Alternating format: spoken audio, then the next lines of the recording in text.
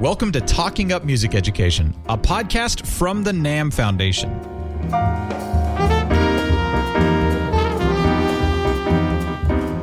The NAMM Foundation is working to assure that all children have the opportunity to learn and grow with music, and that music is part of daily living for everyone. Talking Up Music Education podcast shares news and stories about music education from teachers, students, parents, school, and community leaders who care about music education and are working to create more opportunities for music learning. And now, here's your host, Mary Lerson. My name is Jeff Poulin, Arts Education Program Manager with Americans for the Arts, and I'm filling in for NAMM Foundation host Mary Lerson. We just wrapped up a meeting of the newly formed Indiana Arts Education Network, and today's episode will discuss takeaways from this meeting and hopefully inspire you to get active in your state in support of music and arts education. We couldn't ask for a better backdrop to our discussion. Next door is the gathering spot for high school marching bands taking part in Bands of America Music for All Grand Nationals at Lucas Oil Stadium in Indianapolis. It's once again a phenomenal example of music education programs that culminate in this national competition. I'd like to thank my guests for joining me today. Mark Goff, National Association for Music Merchants Chairman and President and CEO of Paige's Music, Lane Velayo, Indiana Music Education Association Executive Director, and Ronny Lau, National Association for Music Education Policy Advisor. A note that this monthly podcast will be available the last week of November. Please subscribe to Talking Up Music Education in iTunes or visit nammfoundation.org/podcast and spread the word. Mark, first, tell us about Paige's Music. Hi, Jeff. Paige's Music is a school music retailer in Indiana. We serve about 450 school music programs around the state of Indiana. So we provide band and orchestra instruments, accessories, rentals, repairs to about 50,000 students in Indiana who participate in school band and orchestra. We were founded in 1871, so we're one of the oldest music retailers in the country. We've gone through 4 generations of Paige family ownership, and I bought the business in 1999 and now run the business along with about 55 full-time employees here in Indiana. Wow, that's great. 1871, that's quite some time. So I understand for about 18 months you've been working on a new project here. Can you tell us a little bit about the Indiana Arts Education Network, how it got started, and what your progress has been so far? Sure. We started with a small steering committee, Lane with IMEA, Matt Carter from Visit Indy, John Whitman from Yamaha, and Mike Campice from Conselmer. We got together about 18 to 20 months ago and started the process of talking about how we could build a group that would meet what I call an evergreen issue. As long as I've been in the industry, I've been presented just about every year with the latest crisis of the moment from music educators. And so we wanted to put together a group that would meet that challenge also on an evergreen basis. So we started talking, like I said, almost 2 years ago, and deciding how we would go about that. We spent quite a bit of time kind of developing our plan. And then about 6 months ago, we were presented with the opportunity to work with this new partnership with NAMM, with Americans for the Arts, and with NAFME, and that has really propelled us to another level. So the Indiana Arts Education Network was born actually in August of this year, August 2016. And we came together and put together our vision, our mission, and objectives. I'll share just briefly those. Our vision for the network is for every Indiana child to reach their full potential so they will be equipped to lead successful lives and help make Indiana the best place in the country to live and work. And our mission is to ensure that every Indiana student has reliable access to a well-rounded education that includes music and the arts. And how we go about accomplishing that mission is by establishing an effective state-level advocacy organization, developing and maintaining positive relationships with people who have influence over education policy and funding and implementation. And then our next steps will be to develop the same thing at the district level. So Our goal is to develop a kind of a fine-tuned network of people who are passionate about music and arts education that can work together at the state level and then can also develop that same level of advocacy support at the district level. Well, it sounds like a lot of work, but exciting work. So what would you say are the top few must-dos to get this type of state-level advocacy effort going? First of all, call Mary Lurson. Actually, it's about the people that you partner with. And so we've been really fortunate to partner with Mary at NAMM, as well as you, Jeff, at Americans for the Arts, and NAFME as well. But I'd say probably the first thing and the most important thing to do is just get started. There's a lot of, I would call, pent-up demand for someone to take the lead in this type of organization. As we developed our network and we started reaching out to people, we found many, many people who are willing to come together and work with us and who were desiring that to happen, but nobody who had taken the lead to kind of pull it all together. So just getting started, I think, is the most important thing to begin with. And I would say start small. Don't try to overreach.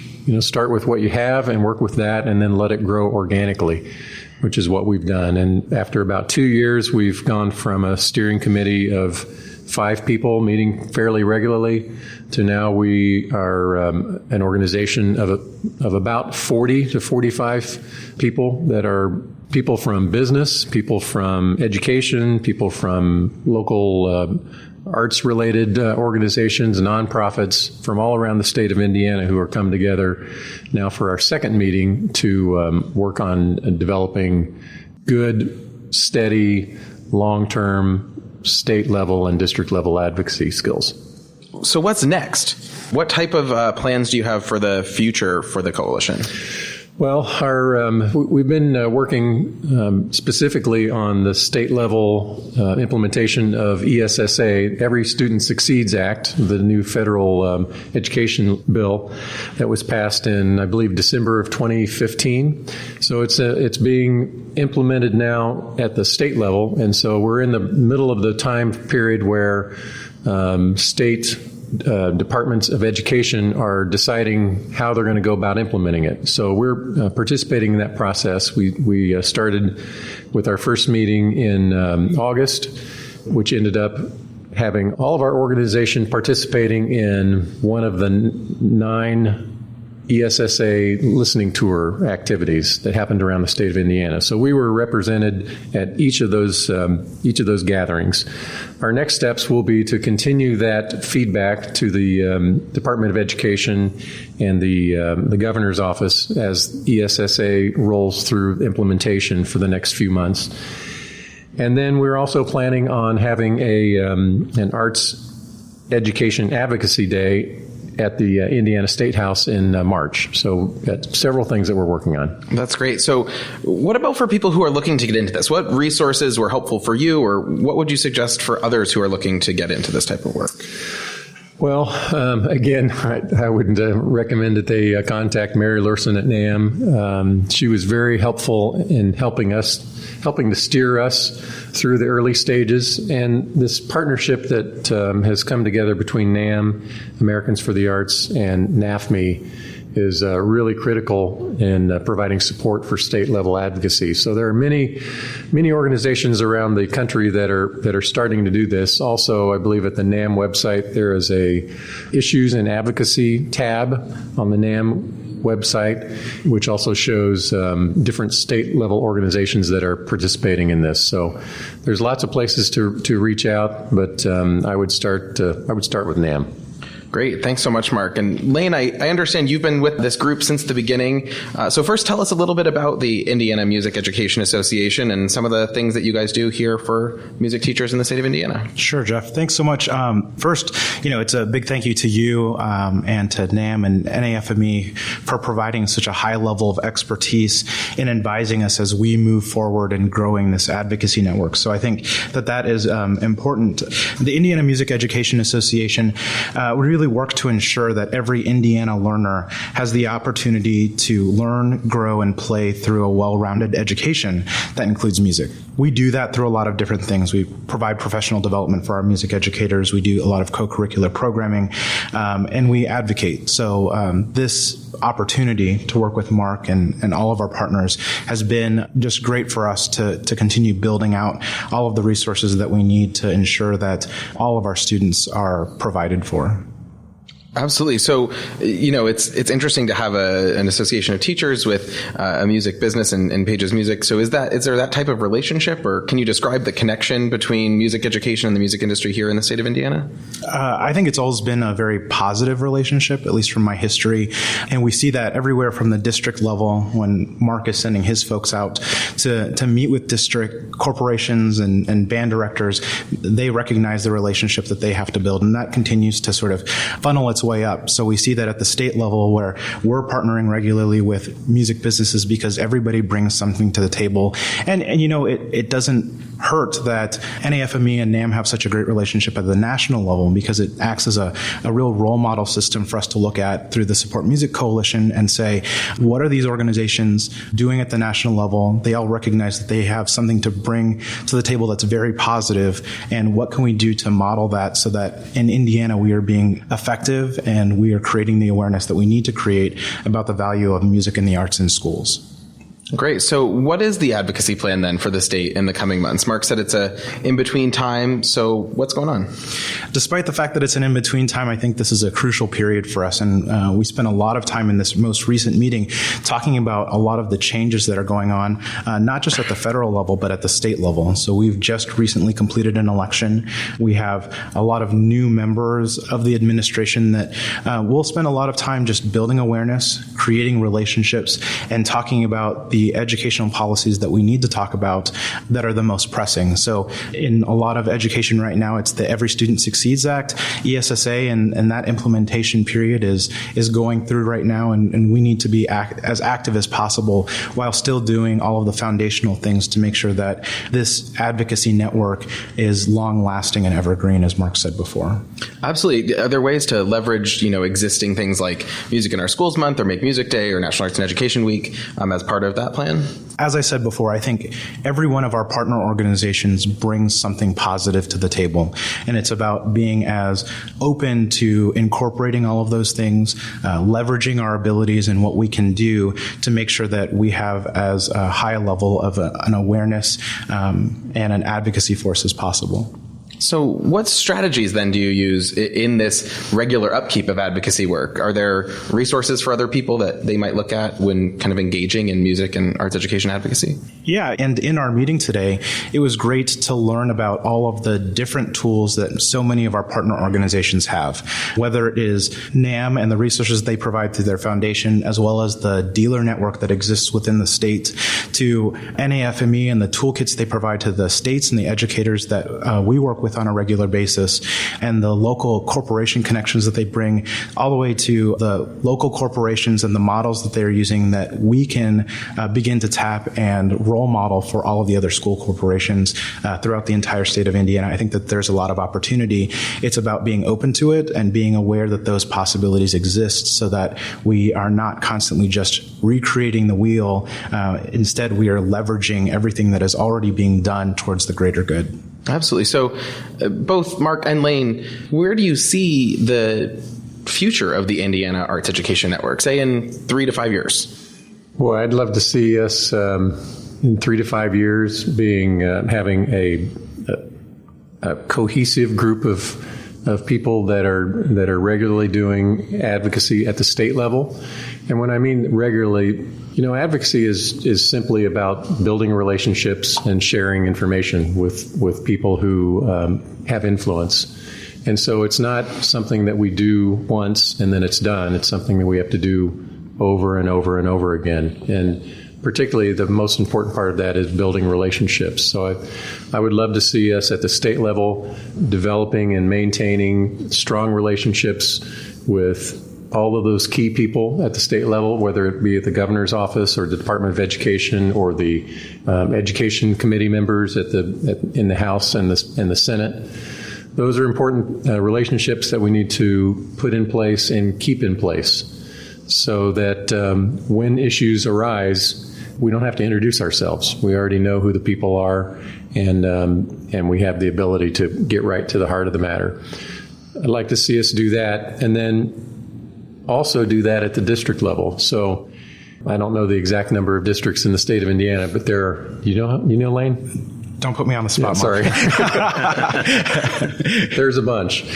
But my goal is to see the Indiana Arts Education Network have that same thing that I just described at the state level happening at every district in the state of Indiana, which means having local parents, businesses, educators, community members, nonprofits, developing those relationships at the district level with school board members, with elected officials, so that when the issues come up of challenges with funding for arts education, that we're already there. We know the issues are going to come up. They've come up in the past, they're come up now, and they're going to come up in the future. Like I said earlier, this is an evergreen issue, and it needs to be met with an evergreen solution. So the goal is to have this organization perpetually be in the state of building, maintaining relationships at the state and the district level. Great. I think Mark brings it up extremely well. It's about having a large group of people that are impassioned and empowered to speak up about music and the arts in our schools. So whether that is the Indiana Arts Education Network and all of the tools that it brings through the partnerships that we've created in doing that state level and district level advocacy, I think it's also about empowering all of those partners that we're working with so that they feel comfortable in doing the advocacy work in representing their own organizations, so that there is this constant drip of advocacy that is going out to our state legislators, that is going out to the governor, that is going out to those school corporations with at least the base message of music and the arts in our schools is extremely important to us as voters, as taxpayers, as people that are mindful about where our communities can and should be now and into the future. That's great. So thanks for sharing that snapshot of what's happening here in Indiana. And I'll turn to Ronny. And on behalf of the National Association for Music Education, you're involved with state music education associations and various advocacy efforts across the country. So what's happening around the country relative to the ESSA transition they were speaking about before? So actually quite a lot. One of the beautiful things about ESSA is really the flexibility portion of this law. How it was intended for the law is to really leave back to the districts, leave back to the states to make these key decisions to what meets best with what's going on. So as we saw with Indiana right here with the Arts Education Association, we see how they coalesce together and how they're all grouping together and really working together to create one single message across. I mean, you look at our state affiliates over in North Carolina, they're partnering with the State Department to really do a survey request right now to really see what the really big needs are with music and arts education right now within their state. And they've also partnered with their North Carolina Parent Teachers Association and created a great partnership through that. Our affiliates in Alabama have a member, part of CDA, which is the State Education Agency Directors of Arts Education, and they create a very vital role through that. And in Pennsylvania, they recently conducted an interview with their State Secretary of Education and completely devoted on ESSA implementation. So you'll see so many different types of methods that are unique to what they have and unique to kind of the connections that they have been building for this kind of situation, and it hopefully leads to a positive change.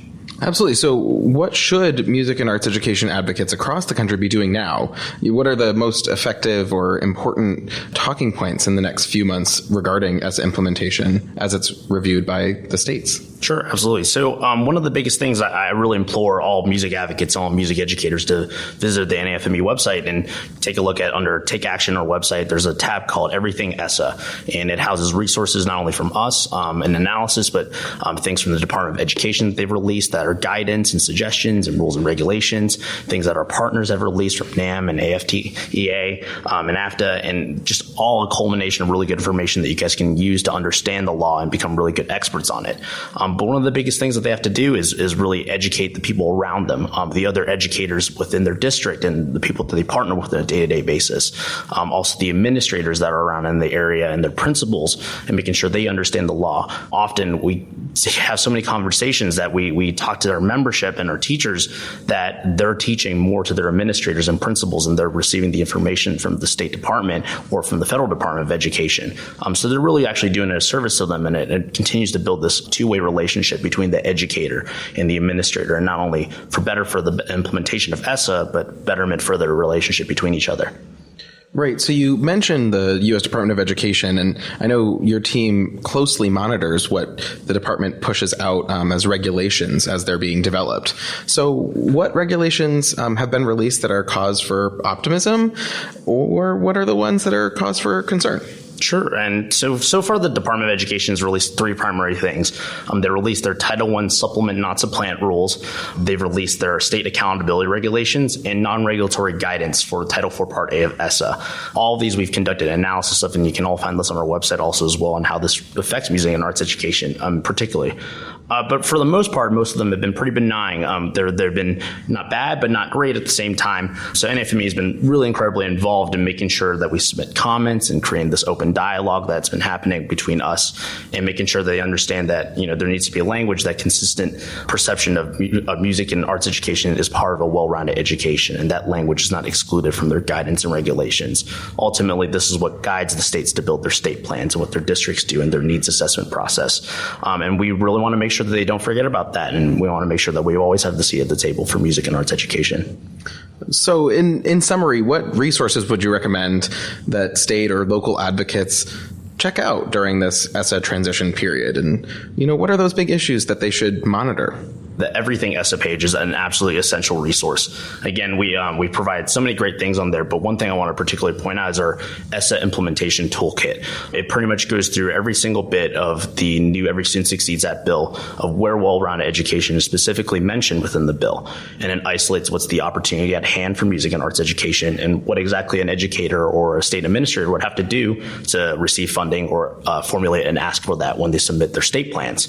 I believe that's a very resourceful tool, and I think that will definitely propel the conversation a lot forward. But I also really implore people to stay in touch with what's going on in a national aspect. This is the first time we've had a new education law passed in over a decade, and sometimes we forget that there needs to be appropriations and how much funding gets associated with these new authorized programs are part of ESSA.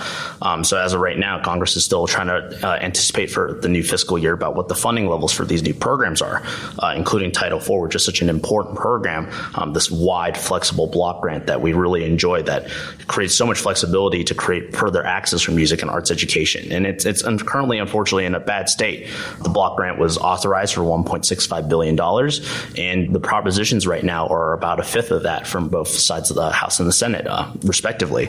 So unfortunately, we want people to stay in touch, and you can go to our NAFME Grassroots Action Center. It's a great resource and tool also of how to get involved on a national scale. Currently, right now, you can write a letter to Congress, and it takes about 5 minutes just to advocate for this program within itself. So we have a lot of resources on our website, and I definitely implore everyone to go take a look at all of them. Great. Thanks so much, Ronny. So to all three of you, Mark, Lane, and Ronny, what are your final thoughts? What's one recommendation for music and arts education advocates for the months ahead? Mark, let's start with you.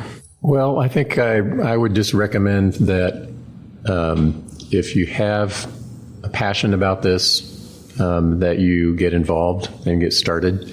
You don't have to be the expert in all areas. That's one thing that I've found in this process is that I don't know all of the detailed policy issues, but I can partner with people who do. And so I've played the role of convening, gathering the group together and trying to help lead the charge. And I've relied on other people to do other things. So I think the important thing is it takes a lot of different skill sets to get this done. And if you're feeling like, you don't have those, so you can't do it, you can get started, and you can find the people that have those skill sets that you lack to help you get through it. So advocacy is not that difficult. It's really just simply about being passionate about something, getting up to speed on it, and sharing that information with people who need to hear it.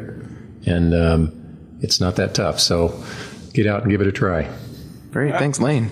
I would say that it all starts with relationships. So from the IMEA perspective, it's about building relationships with all of those stakeholders and being open to that relationship. So, we've had a great previous relationship with Mark and Paige's because they are such great supporters of music education, as are all of the members of NAMM that are based in Indiana. But it was that relationship that started those conversations, which led to we need to do more for advocacy and focus on those relationships, be open to them, be open to the partnerships, because we can accomplish so much more if we're bringing everybody to the table, leveraging the strengths and capabilities that we each have as organizations and pushing that forward. Is it easy? We spent 18 to 20 months just talking about and planning it. So it's not an easy process per se, but when you get everybody in the room and you're comfortable about it, then at least the conversations are honest, frank, and make for a stronger foundation when those actions do take place. Great. Thanks, Ronny. I just want to, more reiterate that, we hear the saying all the time about how politics is local, and it cannot be more than true than that. Everything always starts back at the grassroots and at home. Often we forget that the people who represent us in office, whether it be at a state level or a local level or a national level, they're the ones that need us to do their jobs correctly. And we always like to advocate, as Mark said earlier, that advocacy is not that hard. We really implore just continuing being strength in numbers, and sometimes it doesn't take very much. And it's great that we have a music education. Sometimes advocacy work is just emotionally based, and music and arts education is very emotionally based, and sometimes that's the most compelling kind of argument that you can bring. So I may be the policy expert, but often we need the emotional side as part of the argument that we need to make a successful case in what we do for a day-to-day basis. And definitely it's a two-pronged way, and it's a great partnership to pursue. Well, this has been a really great conversation. I want to thank our guests, Mark Goff, Ronny Lau, and Lane Velayo, for your leadership, your ideas, and your inspiration. Please remember to subscribe to Talking Up Music Education by visiting nammfoundation.org/podcast. And if you like what you hear, share with your social network. Be sure to visit nammfoundation.org to sign up to receive their monthly newsletter, which comes out at the end of every month. I'm Jeff Poulin, and on behalf of Mary Larson and the team at the NAMM Foundation, thanks for joining us for this special episode of Talking Up Music Education.